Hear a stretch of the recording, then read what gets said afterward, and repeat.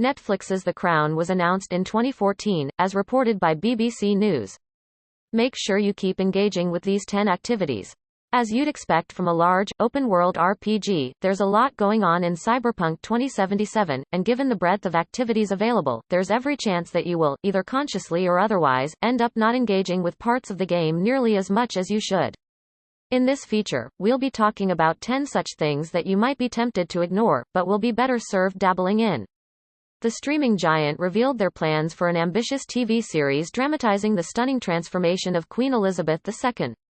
Written and produced by Peter Morgan, who also dramatized Her Majesty in the 2006 film The Queen, the big-budget show would chronicle the Queen's extraordinary reign after being thrust upon the throne at age 25.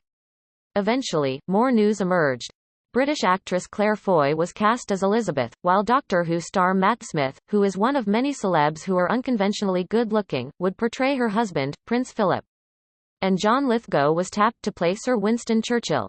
Elizabeth II is a unique prism through which to look at the second half of the 20th century, Morgan told The Telegraph of his vision for the show. Without further ado, let's get started. Delamain. You'll encounter the AI named Delamain in the first act of Cyberpunk 2077, at which point he'll have a semi-major role to play in the story, but following that, he will come back as a side character with an optional questline. The second leg of this questline will see him tasking you with hunting down 7 cars scattered throughout Night City, and while you might groan at that objective, given how it seems on paper like a generic open-world collectathon quest, we'd recommend going through with it. A little while after you complete all 7 of these, you will unlock Delamain's third and final quest, which is one of the better side quests in the game with a great ending, so it's definitely worth the wait. Weapon variety. Like with any shooter, and Cyberpunk 2077 definitely plays the part of a shooter very well. In spite of its core RPG innards, Cyberpunk has a lot of different weapons and weapon types for players to choose from. She is a protagonist with a predicament that none of us can really imagine, and that is the side I've explored in this. To what degree does this enormous change in your life change all your relationships, the family power structures? This is the untold truth of Netflix's The Crown. Is Netflix's The Crown really the most expensive series in TV history? As The Crown went into production, reports emerged about the show's gargantuan budget, a testament to Netflix's commitment to getting every detail correct in what promised to be one of its marquee shows. Once you get the feel for a weapon you like, you might want to stick with it, or at least with weapons that are similar to it, but you'd be better off experimenting pretty much every chance you get. As the Daily Beast reported, the show's alleged $130 million budget made it the most expensive television show in the history of the medium. There's a vast variety of weapons in the game, many of which are excellent in combat, and limiting yourself to only a chosen few will turn out pretty poorly for you in the long run. But was it? In a subsequent interview with Express, series creator Peter Morgan threw a little reality into the mix. There's SMGs, LMGs, sniper rifles, assault rifles, precision rifles, shotguns, handguns, a plethora of melee weapons. Try your hand at any and all that you chance upon and see which ones are the best. Vehicles on sale. Cyberpunk 2077 bombards players with in-game text messages almost constantly. From updates from characters to gigs to notifications about vehicles currently on sale, you'll be receiving messages with a frequency that might turn many players off. Claims that Netflix's The Crown cost $130 million were not exactly on the money, he explained. Naturally, your response might be to ignore the messages, especially when it comes to vehicles that goes on sale, given how frequently those messages pop up, but those notifications can actually be pretty handy. Early on in the game, the vehicles that go up for sale are nothing to write home about, and you're actually better off ignoring those and saving your money, but once you're a couple dozen hours into your playthrough, fixers will start telling you about some really cool rides that you can buy. I mean, none of the rumors were true, and it was sort of painful not being able to say it, he said. But for some reason, we got tagged, he added, explaining that much reported number wasn't for one season, as Netflix had committed to 20 episodes spread over 2 seasons. Because we did a deal for 2 seasons, people thought that's what we were getting per season, he said, noting that placed the show at about $63 million per season, a hefty sum, but certainly not the priciest of all time.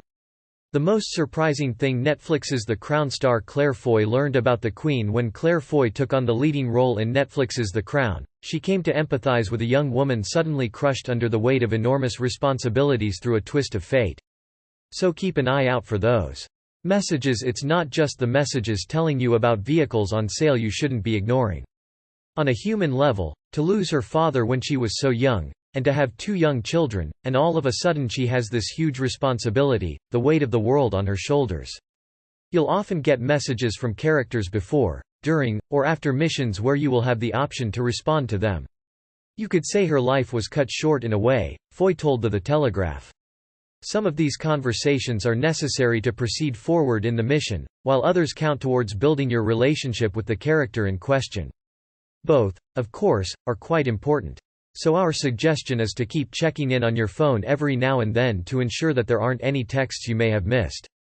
Gigs are sort of like Witcher contracts from The Witcher 3, in that though they are an important aspect of the game's side content and optional missions, they don't contribute to the story in any real way.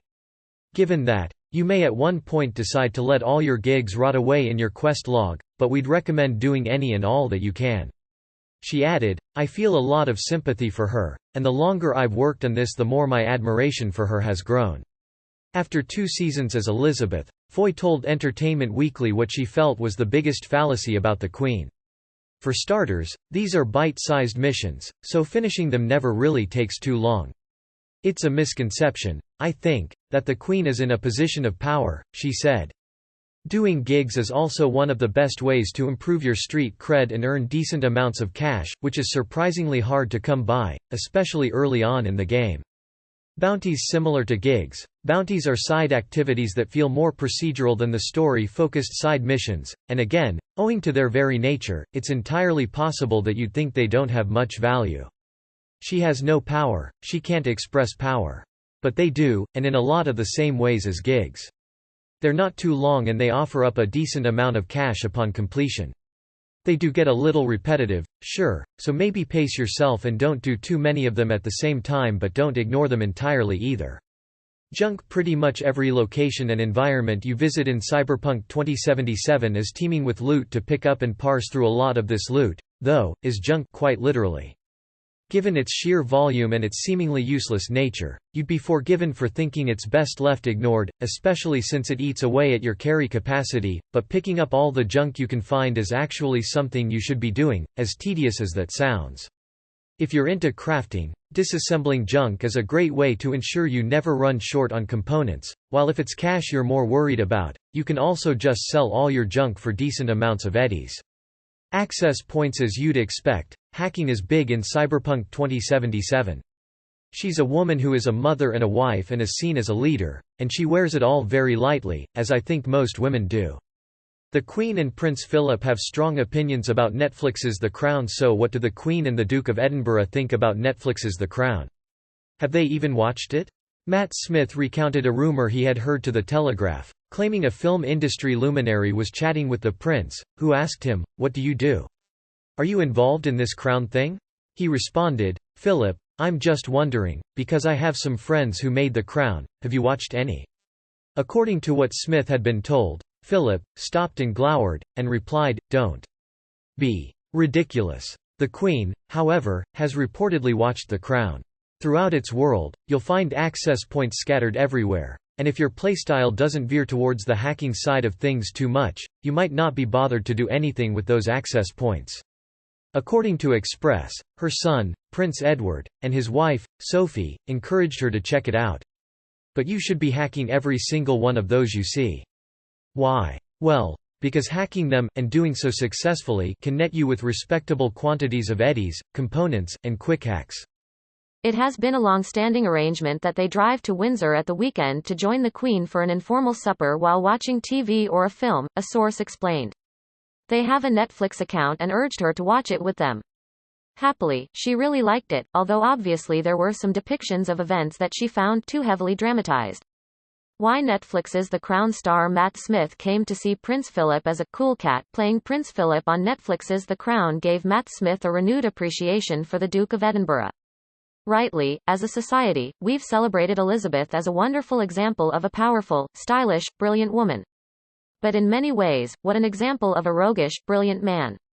Hack enough of those access points, and soon you'll have a solid stockpile of all of those things. Melee combat. Where gunplay in Cyberpunk 2077 is tight and frantic, melee combat is far from amazing. Why aren't we as men allowed to celebrate that, fictionally or not? And I just found a lot to celebrate in Philip, said Smith in a 2017 interview with The Guardian. Smith also noted, when you investigate him, he's very bright, he's funny, he's hugely popular in the royal house. Especially when you're using nothing but your fists, things can feel too sluggish and wonky, and the spotty hit detection surely doesn't help. All the research I did with people who have worked there, he was the guy they all really loved. Recalling Philip's rumored unpleasant reaction when asked if he'd watched The Crown, Smith told The Telegraph, whether it's true or not, I don't know, but I just think he's a bit of a cool cat. Once you've progressed enough in the game though, the melee combat does get better, and we'd recommend keeping an eye on what melee weapons you have in your inventory. And that's what I love about him, he's done what he wants, when he wants, how he wants, with whom he wants. He hasn't asked permission. Cyberware like mantis blades and monowire, for instance, are a lot of fun to use, and not only are they rather powerful, they also improve the melee combat considerably. And his wife's the queen. How the salaries of Netflix's The Crown stirred up scandal. Netflix's The Crown became caught up in Hollywood's gender gap salary controversy when producers confirmed reports Claire Foy was paid less than Matt Smith. Of course, your playstyle might vary, and you might never feel the need to get up close to anyone, but if you do, remember that better weapons usually lead to better melee combat. RIPPERDOCS. This one should really go without saying, but we feel like it needs to be brought up anyway. Explaining the disparity was due to Smith's Doctor Who fame, producer Suzanne Mackey promised that would change. There's several Ripperdocs scattered throughout Night City, each offering various cyberware upgrades that you can deck out your bodies with. Going forward, no one gets paid more than the Queen, insisted Mackey in a report from Variety. Foy addressed the controversy during a 2018 appearance, reported The Telegraph. Initially, they don't have a lot of interesting stuff on sale, but later on in the game, they get some really cool upgrades, from the ability to double jump and do boost jumps to getting mantis blades embedded into your arm. I certainly won't be naive about those things. While early on in the game you might not have much incentive to engage with the Ripperdocs so much, we'd recommend that you keep going back to them to see what kinds of new upgrades they have in stock, and whether you can afford to purchase any of them. It's really opened my eyes about what I am allowed to have an opinion about, and what I'm allowed to stand up for myself about, she said. And I think that's really changed my approach to myself and other women in this industry. It's been only a positive thing, even though embarrassing. Smith also weighed in, telling The Hollywood Reporter, Claire is one of my best friends, and I believe that we should be paid equally and fairly and there should be equality for all. Tobias Menzies, who took over Smith's role in Season 3, confirmed that things had indeed changed, telling Harper's Bazaar, my understanding is, that this time round, I'm paid less than co-star Olivia Colman. A whole new cast was recruited for Netflix's The Crown Season 3 following the critically acclaimed second season of Netflix's The Crown, which saw star Claire Foy win the Outstanding Lead Actress in a Drama Series award at the 2018 Emmys. Series creator Peter Morgan revealed all the major roles would be recast with new actors as the storyline shifted to the mid-1960s through to the late 1970s. In the role of the now middle-aged monarch, Morgan cast Olivia Colman, who played a different British queen in The Favourite, as Queen Elizabeth II. Philip would be played by Tobias Menzies, Outlander, while Princess Margaret, a royal who was anything but traditional, would be portrayed by Helena Bonham Carter, who, interestingly enough, portrayed Margaret's mother in The King's Speech. Josh O'Connor and Aaron Doherty were cast as Prince Charles and Princess Anne, respectively, who were children in the first two seasons. Ben Daniels took over the role of Lord Snowdon from Matthew Goode. Other cast additions included Jane Lapotaire as Princess Alice, aka Philip's mother, Derek Jacobi as the exiled Duke of Windsor, and Geraldine Chaplin as Wallace Simpson. Charles Dance was cast as Lord Mountbatten, while Clancy Brown signed on as LBJ, and Emerald Fennell took the part of Camilla Shand, better known these days as Prince Charles's wife, the Duchess of Cornwall, one half of one of the royal family's most scandalous romances. Helena Bonham Carter hired a psychic to seek Princess Margaret's blessing before playing her before accepting the role of Princess Margaret in Netflix's The Crown. Helena Bonham Carter, who's known for being a part of many of Tim Burton's best and worst movies, decided to seek the blessing of Margaret herself. Given that the princess died in 2002, this required the services of a psychic to contact Margaret in the great beyond. She said, apparently, she was glad it was me. My main thing when you play someone who is real, you kind of want their blessing because you have a responsibility, Bonham Carter told The Guardian. So I asked her, "Are you okay with me playing you?" And she said, "You're better than the other actress that they were thinking of." That quip from beyond the grave convinced Bonham Carter she actually was communicating with Princess Margaret. That made me think maybe she is here, because that is a classic Margaret thing to say. "She was really good at complimenting you and putting you down at the same time," Bonham Carter added. Then she said, "Get the smoking right. I smoked in a very particular way. The cigarette holder was as much a weapon for expression as it was for smoking." Olivia Colman was stressed out about taking over the role of the Queen in Netflix's The Crown. Olivia Colman is undoubtedly a formidable and highly respected actress, yet she admitted she was nervous about joining Netflix's The Crown. "The cast are all amazing," she told the Sunday Post of the show's original actors. "I went in full of fear because you don't want to be the one who screws it up." Admitting she found it slightly stressful to join such a critically acclaimed series, Colman also revealed she'd once had a personal encounter with the monarch she would one day portray. "I met her once," she said of the Queen. "It wasn't really a meeting, more a row of people shaking hands and curtsying. I didn't know she was going to be there. We all suddenly ended up in a queue and I couldn't work out why." Colman continued, "Then I looked around the corner and there's the Queen and Prince Philip. She's got hundreds of people to get through and so you are whooshed through. She has to stand up all of that time as well. I think she had 200 people to say, 'Hello, how do you do?' to." Tobias Menzies had no interest in the royals before joining Netflix's The Crown. Before being cast, Tobias Menzies admits he wasn't particularly familiar with the royals. "The royal family were not very present in our lives. They weren't people I thought about very much," he told WBUR. "I hope my mum doesn't mind me saying, but she would actively not watch the Queen's speech on Christmas Day. So, yeah, I definitely am quite ill-qualified for this. But having worked on the show, and now found out quite a lot about them and thought about them a lot more, I've been impressed with them. And whatever you think of them politically, you can't question the level of duty and commitment to their positions." Knowing what he now does about Philip, Menzies doesn't believe he's watched Netflix's The Crown. "If I had to bet money, I'd be very surprised if he had," he told The Scotsman. "I don't think Philip would watch it. It's a bit like an actor reading reviews. Whether they're good or bad, they are kind of annoying because there's always something that puts you off. I imagine he'd find whatever inaccuracies we've committed to be irritating." Animals aided the actors in Netflix's The Crown in an unexpected way. Animals played a key role in Netflix's The Crown, but not how one might imagine. In an interview with Savoir Flair, Josh O'Connor, who plays Prince Charles, revealed that movement coach Polly Bennett assigned each of the actors on the show an animal to help them develop the physical attributes of their respective characters. "Polly gave me a tortoise to help me figure out Prince Charles," he explained. "It's in the way a tortoise retracts its head or has a lowered gaze that helped me the most. Also, he always tucks his hands in his pockets, like he's not sure what to do with them." For her portrayal of Princess Margaret, Helena Bonham Carter was presented with a very different creature. "I was given a bird of prey," she revealed. The back of Princess Margaret's head is further back than normal, which gives her a wider perspective of the room. "She was always very aware of what's going on around her. And if you think about it, attack is the best form of defense, so she was ready to strike when she needed to."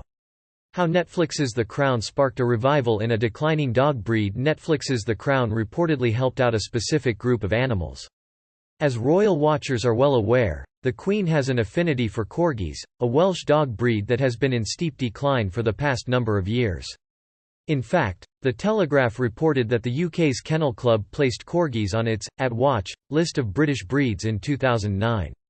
A breed is categorised as At Watch when numbers drop to between 300 and 450 registrations per year. However, the popularity of corgis surged since The Crown debuted. The Crown has certainly been important in the resurgence of the corgi breed. "It has increased interest in the breed," said the Kennel Club's David Robson to The Telegraph. "Following the transmission of the second series, searches for the breed puppies on our website went up by 22%. Robson continued, "People used to have the impression that while corgis were in the spotlight, because of the Queen, they could be seen by young people as an older person's dog," noting, "Now that's changed, partly because we are seeing the character of the younger Queen surrounded by them." How accurate is Netflix's The Crown? Because Netflix's The Crown is dramatizing real events involving actual people, there's a temptation to believe that what's being presented on-screen is historically accurate. However, that's not necessarily the case. There are two sorts of truth. There's historical truth and then there's the larger truth about the past. Robert Lacey, the show's historical consultant, explained to Town and Country. Series creator Peter Morgan is very, very insistent, and so am I, that this is not a history documentary.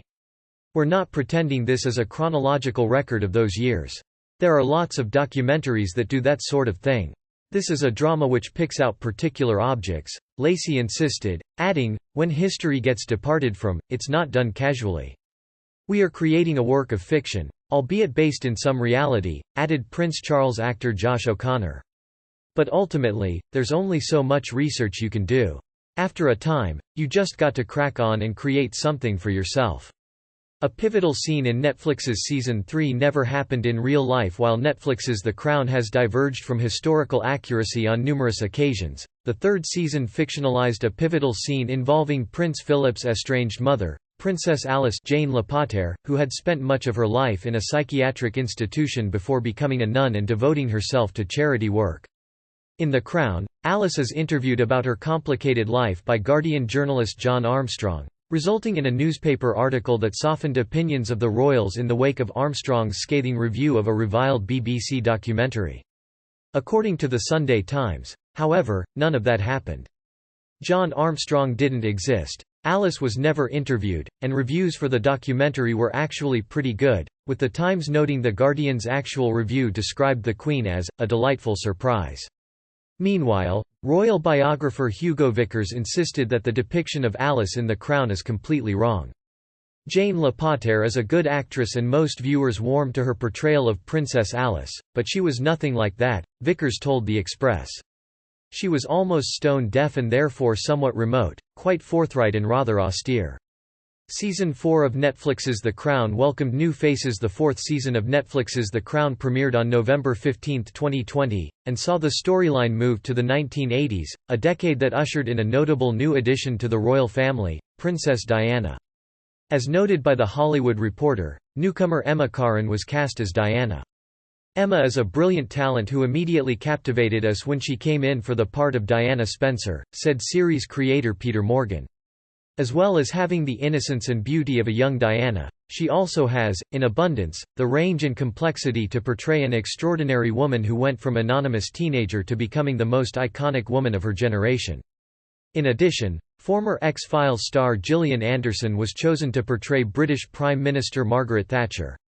I am so excited to be joining the cast and crew of The Crown and to have the opportunity to portray such a complicated and controversial woman, Anderson said in a statement. Thatcher was undoubtedly formidable, but I am relishing exploring beneath the surface and, dare I say, falling in love with the icon who, whether loved or despised, defined an era. A royal expert was appalled by The Crown's depiction of Prince Charles. It was easy to feel sorry for Prince Charles, played by Josh O'Connor in the third season of Netflix's The Crown. In those episodes, the teenage prince is depicted as awkward and cloistered, the dysfunctional product of an aloof, demanding mother and a cold father whose every word drips with disappointment and disapproval. The Charles that viewers see in the fourth season, however, is older and more self-assured, yet still every bit the man-baby of the previous season. With the entrance of Diana, Emma Corrin, the prince had apparently evolved into a haughty, sulking bully who seethes at how his charming young wife continually upstages him, simply by just being herself. Royal expert Hugo Vickers felt the fourth season's depiction of Charles was disgraceful. As he told Vanity Fair, they always liked to portray him as a kind of wimp. This time, though, he's not only portrayed as a wimp, but also as a very angry, unpleasant person yelling at his wife. Vickers also took issue with the show ignoring how very dedicated the prince is to his royal duties, griping that The Crown didn't show a single thing that he does. The guy who broke into the Queen's bedroom claimed magic mushrooms made him do it. An entire episode in the fourth season of The Crown is devoted to the bizarre but true story of how Michael Fagan managed to breach Buckingham Palace security by breaking in, twice, and somehow managing to make it to the Queen's bedroom, where they had a brief conversation before he was arrested. The series implies that Fagan's royal break-in was the result of his unemployment, divorce, and overall desperation thanks to the draconian policies of Prime Minister Margaret Thatcher. His goal was to inform Her Majesty on what was actually going on with the common folk. The truth, however, is a little more complicated, and, it turns out, a lot more psychedelic. "I don't know why I did it. Something just got into my head," Fagan told The Independent in a 2012 interview. That something, he believed, was the result of ingesting an insanely large amount of magic mushrooms a few months earlier. "I forgot you're only supposed to take a little handful," he explained. 2 years later I was still coming down. I was high on mushrooms for a long, long time. The royal family was reportedly displeased with The Crown's fourth season. Reaction to the fourth season of The Crown from members of the royal family reportedly ranged from ignorance to annoyance. According to a report in The Times, Prince William was said to be royally irritated by the new season, with a source claiming the Duke of Cambridge felt that, his parents are being exploited and presented in a false, simplistic way to make money. Also speaking with The Times, royal biographer Penny Junor said Charles would be incredibly upset if he were to see the way he was being depicted on the show, although that apparently didn't happen. "His Royal Highness has absolutely no views about it," a royal source told The Sun, because the Prince of Wales has never watched The Crown. "All that royal rancor toward the show is understandable," a palace source explained to the Daily Mail. "These events are not the history of 100 or even 50 years ago," said the source. "The pain is still raw and not enough time has elapsed." As royal biographer Sally Bedell-Smith explained, The Crown is a work of fiction and the level of invention has been growing. Filming a scene as Princess Diana left The Crown's Emma Corrin hospitalized. A key episode of The Crown's fourth season follows Charles Josh O'Connor and Diana Emma Corrin on a tour of Australia and New Zealand. Those scenes weren't actually shot in those countries, however, but in Spain. For Corrin, filming in Spain proved to be delightful until one scene landed her in a hospital bed. "I'm asthmatic and I had been ill for a while with a bad cough," she told Glamour UK, recalling that particular scene required her to tread water, in a freezing cold swimming pool. That night, she was scheduled to fly back to the UK. On her way to the airport, she dropped into a hospital to pick up some antibiotics. "The doctors gave me an oxygen test and said, 'We cannot let you go because your oxygen levels are so low,' so I was hospitalized."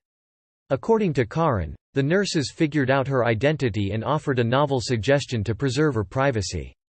"We know you're playing Princess Diana," the nurses reportedly told Corrin. "Would you like us to put a cardboard bag over your head so no one recognizes who you are?" There were multiple wigs on hand to transform Gillian Anderson into Margaret Thatcher. Gillian Anderson was a new addition to the cast of Netflix's The Crown in the fourth season, with the X-Files alum playing British Prime Minister Margaret Thatcher. Speaking with Harper's Bazaar, Anderson touched on the various aspects of portraying the Iron Lady. In addition to duplicating Thatcher's accent, wardrobe, and mannerisms, Anderson also wore wigs to recreate the politician's meticulously coiffed hairstyle. In fact, Anderson shared that she wore 2 distinct wigs for the role, one that represented the first half of her episodes and one that represented the second half, and then there were doubles and triples of those. According to Anderson, those duplicate wigs were required in case the ones she was wearing were ruined, but she didn't recall that ever happening. The only possible exception, she said, may have come from some of the stocking in that scene in Scotland. It's possible that that one was affected, but Thatcher is not doing somersaults. As a result, Anderson added, I don't think many were destroyed in the process. No wigs were harmed.